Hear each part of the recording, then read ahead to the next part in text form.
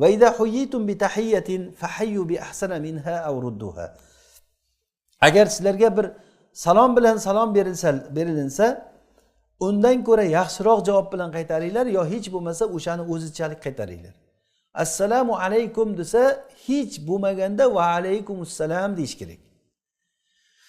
Bo'lmasa yaxshirog'i bilan qaytarish kerak. Ya'ni birinchi o'rinda aslida yaxshisi bilan qaytarish kerak. Assalomu alaykum desa va alaykumussalam va rahmatulloh. Assalomu alaykum va rahmatulloh desa va alaykumussalam va rahmatullohi va barakatuh. Assalomu alaykum va rahmatullohi va barakatuh desa va alaykumussalam va rahmatullohi va barakatuh va mag'firatuhu deb qo'shib qo'yamizmi? Bormi qo'shimcha? Mag'firatuhu deb qo'shimcha. Sheyx Alboniy buni bor derdilar. Rahimahulloh o'sha mag'firatuhuni. Lekin boshqa ulamolar buni zaif degan. Yo'q degan, boshqa narsa sunnatda sahihda kelmagan. Javob shu: va alaykumussalam va rahmatullohi va barakatuh. Undan oshiq bidat bo'ladi deydi. Hech bo'lmasa shu javob bilan qaytarish kerak.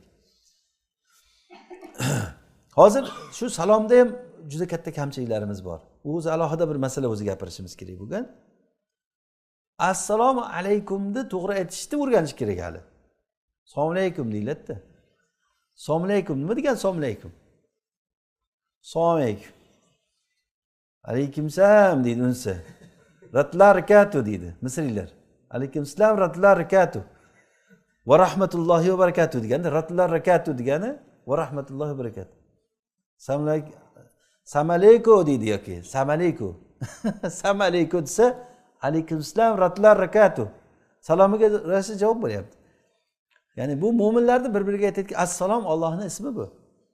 Innalloha huvassalam. Mana Xadicha onamizning fiqhini qarang. Xadicha onamizga Jibril alayhisalom salom aytganlar. Jibril alayhisalom bilan Rasululloh gaplashib turgan paytlarda Xadicha onamiz kelib Rasululloh bir erkak kishi bilan gaplashib turibdi deb indamay yerga qarab o'tib ketib uyga kirib ketadilar. O'shanda Rasululloh aytadilarki, Xadicha, men boya gaplashib turgan kishini ko'rdingizmi degan. Ha, ko'rdim degan. Bir arobiy odammidi degan. Yo'q, u Jibril edi degan. Sizga salom aytdi degan. Ya'ni Allohning salomini yetkizgan Jibril alayhisalom Xadicha onamizga. O'shanda Xadicha onamiz gaplarini qarangki, innalloha huvassalam. Alloh u salom. Va ala Jibril assalam. Jibrilga ham salom bo'lsin. Va alayka ya Rasululloh salamullohi va rahmatuhu va barakatuh degan.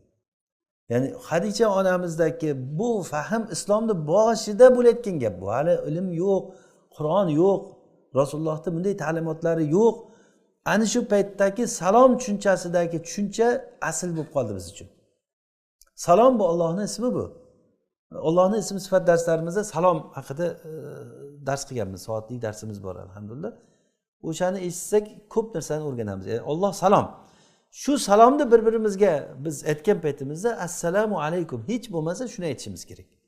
Agar bizga shu salom berilinsa, undan ko'ra yaxshirog'i bilan yoki shuni o'zini qaytaringlar. Innalloha kana ala kulli shay'in hasiba. Alloh taolo hamma narsani hisob kitobini qiladi. Ha bitta salom ham gapi demang. Mana sahobalardan aytiladi, Ibn Umar adashmasam, Ibn Umar roziyallohu anhuma bir shogirdlaridan biriga qarab, yur bozorga boramiz. Bozorda nima ishingiz bormi?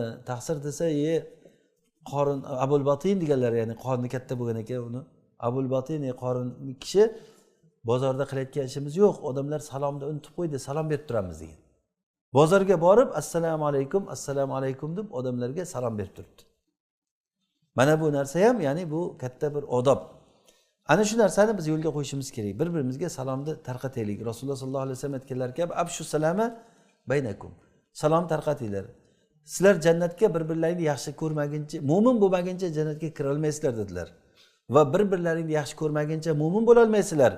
Men sizlarga bir ishni aytaymi, agar qilsalaring bir-birlaringni yaxshi ko'rib qolasizlar, salomni o'rtada tarqatinglar. Salom tarqalsin, bir-birlaringga muhabbat paydo bo'ladi. Bir-birimizga muhabbat paydo bo'lsa, bir-birimiz iymonimiz komil bo'ladi. Iymonimiz komil bo'lsa jannatga kiramiz.